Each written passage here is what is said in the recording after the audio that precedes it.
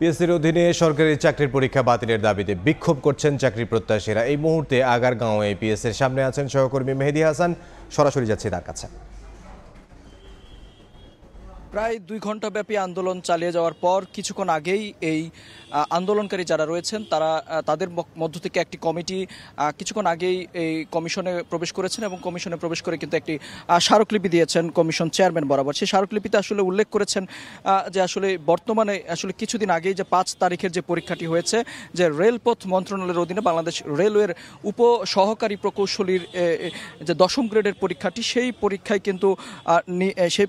কিন্তু যে তারা যেটি বলছেন যে প্রশ্নপত্র ফাঁসের বিষয়টি প্রকাশ্যে আসার পরই তারা জানতে পেরেছেন। এর মধ্যে অনেকেই দাবি করেছেন পরীক্ষা হলেও কিন্তু অনেকেই বিষয়টি জানতে পেরেছেন। তারপরই কিন্তু এই মুহূর্তে আন্দোলন করছেন।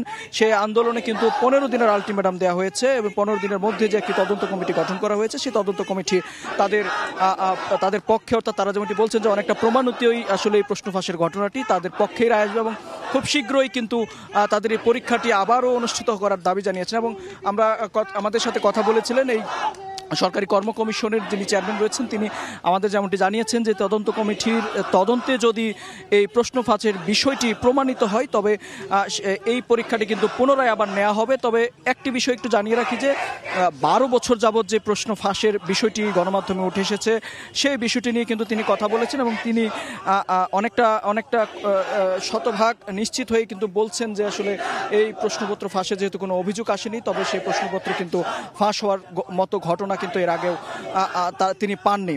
সেই হিসাবে কিন্তু পূর্বের পরীক্ষা নিয়ে এখন পর্যন্ত কোনো সিদ্ধান্ত আসেনি, শুধুমাত্র এই একটি পরীক্ষা নিয়ে সিদ্ধান্তে তিনি এসেছেন যে যদি প্রমাণিত হয় এই পরীক্ষাটি আবার হবে এবং এর বাইরেও সেগুলো নিয়ে কিন্তু পরবর্তীতে কমিশন আসলে জানাবে, এমনটাই কিন্তু আমাদের জানিয়েছে। এর বাইরেও একটু জানিয়ে রাখতে চাই যে বর্তমানে যারা আন্দোলন করছেন তারা যেমনটি বলছেন যে শুধুমাত্র এই পরীক্ষাই নয়, পরীক্ষার বাইরেও তারা যেটি বলছেন যে এই প্রশ্নপত্র ফাঁসের দায় কিন্তু এড়াতে পারেন না চেয়ারম্যান মহোদয়, এবং এর বাইরেও যারা এই কমিশনের প্রশ্ন ফাঁসের ঘটনায় জড়িত রয়েছেন সবাইকে আইনের আওতায় এনে দৃষ্টান্তমূলক শাস্তির দাবিও জানিয়েছেন।